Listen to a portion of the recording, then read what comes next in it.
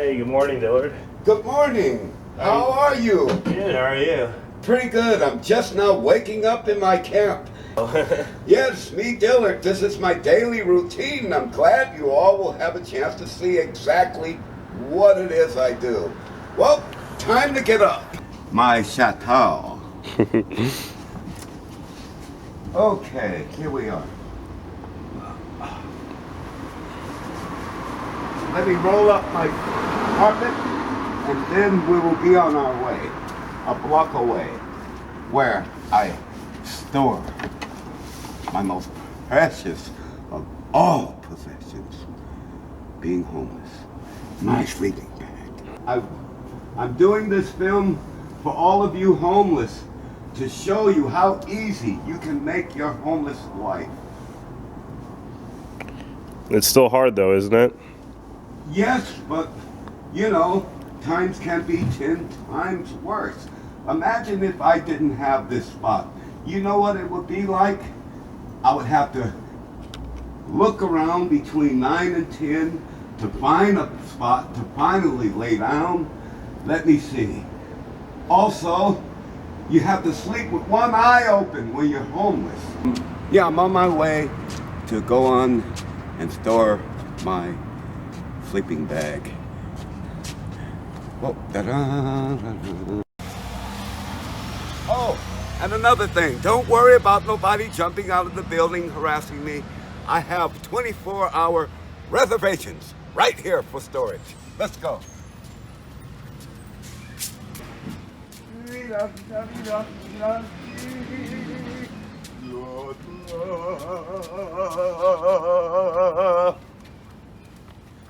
Okay. Now, where are we? Come on. Okay.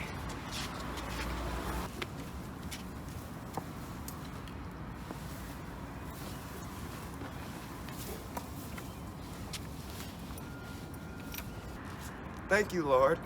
Thank you for blessing me another morning to put my stuff up. Oh, thank you. Thank you, Lord. Thank you for blessing me another morning to put my stuff up. Oh, thank you. Okay, people, we are heading for a legend's house. This guy is known as Clyde Forsman, the late Clyde Forsman.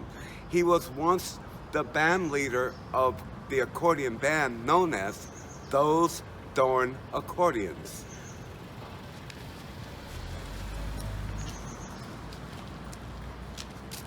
He passed us a few years ago, but his spirit always remains and breathes in me.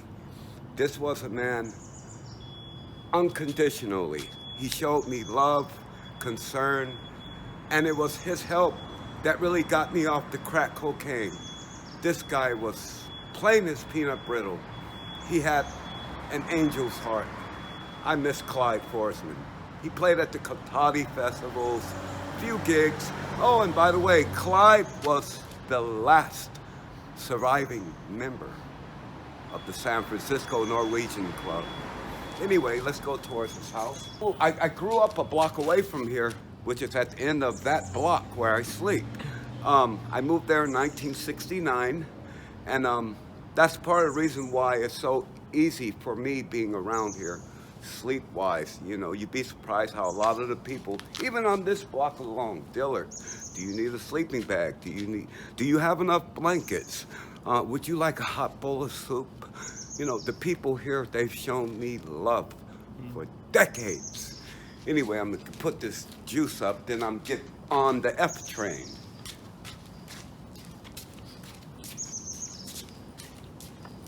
So what's the first thing that comes to mind when you wake up in the morning? How will my day, how will my morning start? Will it be a positive start?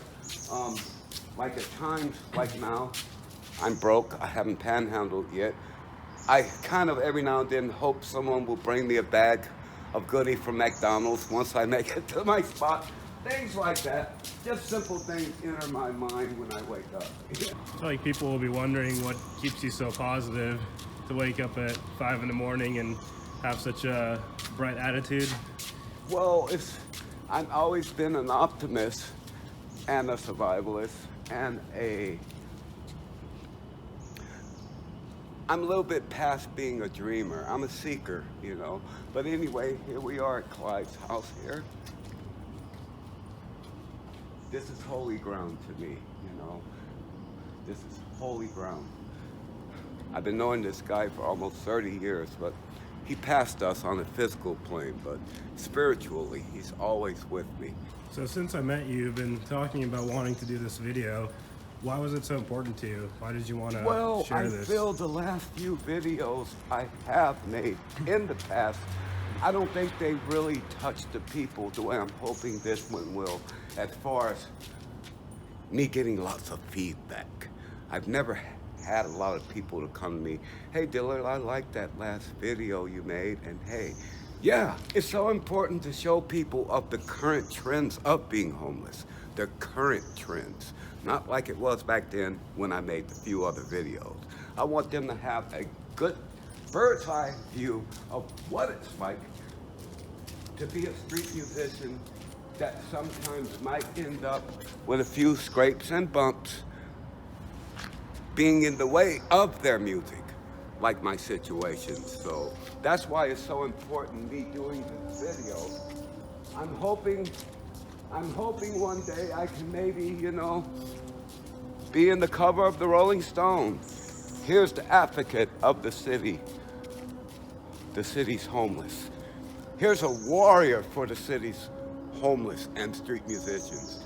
The accordion is what broke my hip, but it'll never break my spirit. All I want, people, is just a place to live. Once I get me a place to live, times will be thousands of times easier for me. I'll be able to get up, take a nice shower, make my own breakfast, grab my accordion, get out there and, you know, please the people, earn a few bucks. Any of you that may be hotel or apartment owners, I'm at Sutter and Stockton, the corner of Sutter and Stockton, every day. Please rent a room to me. Please. If you may be a hotel owner or an apartment owner, please rent a room to me. Yeah, people, you know, it really makes me cry sometimes. Every day I still get the perpetuating question, where's your accordion? They never ask me, where am I staying?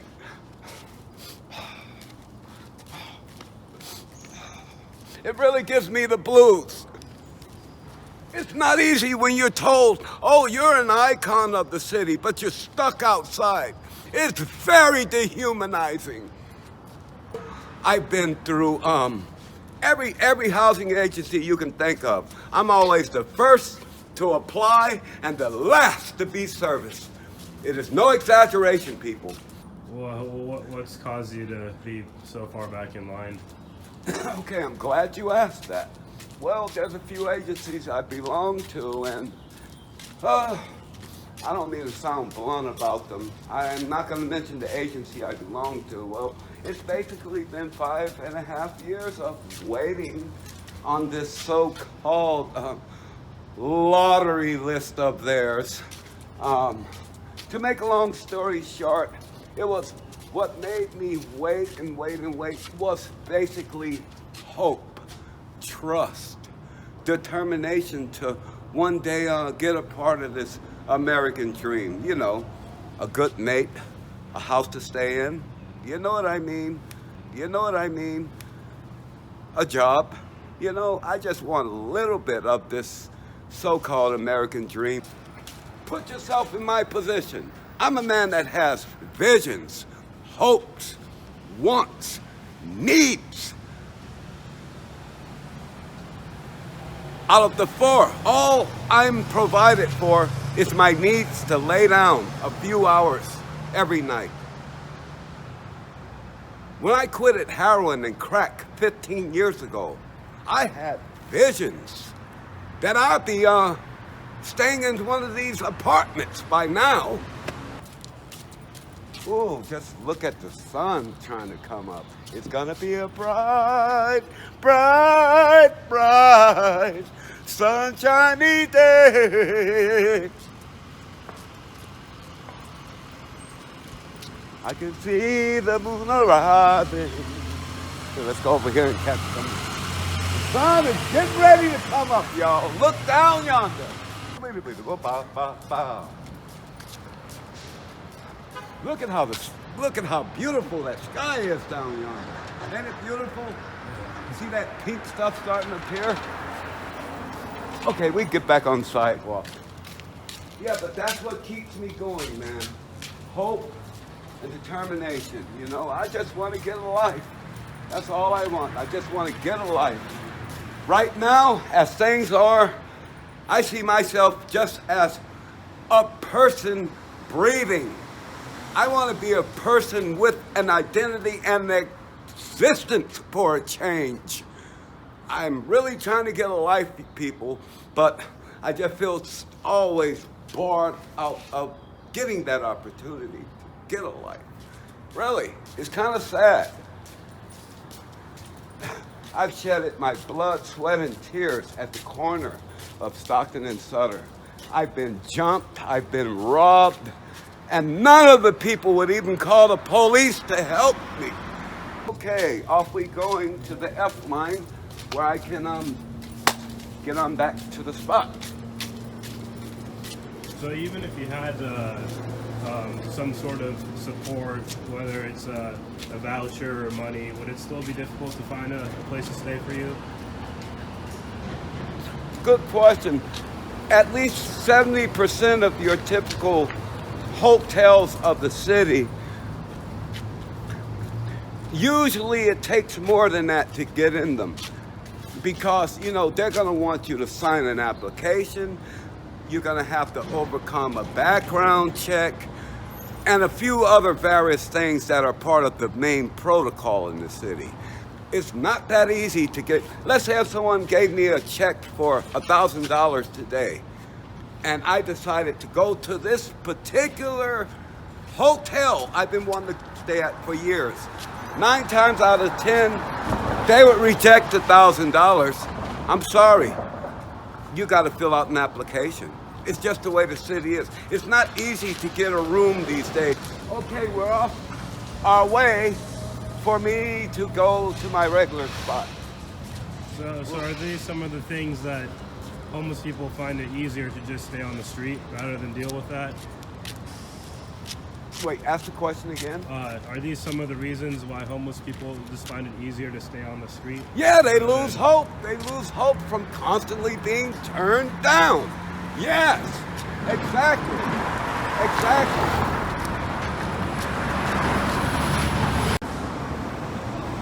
I'm going to finish answering that question. Yeah, a lot of people, they resort to this lifestyle because they don't have no hopes of getting, you know, of getting a fair deal from these so-called housing workers.